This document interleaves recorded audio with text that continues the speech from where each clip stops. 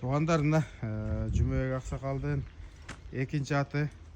Ене тарабы хан, ата тарабы красавчик. Азыр 4 жашта екен.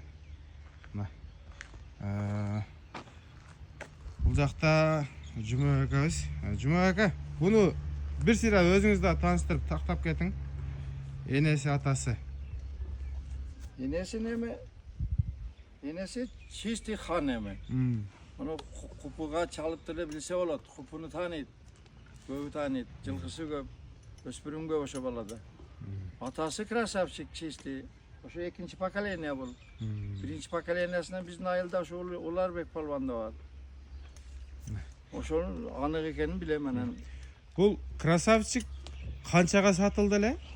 Krasavçık şu meni uşum arağında $14.000 anan generalın mallarından biri önü bergen okşayt çağında kupa. Oşo menen darak bera şu $20.000'dan jogorу ketkende. Mana, туғандар.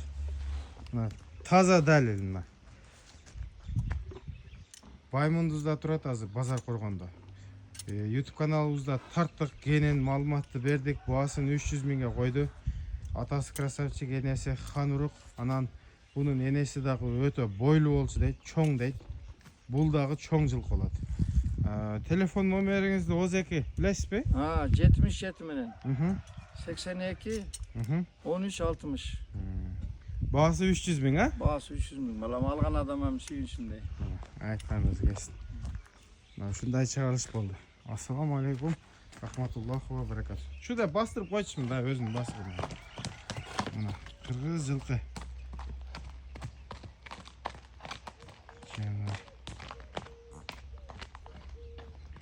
Емі сіз сыншысыз да.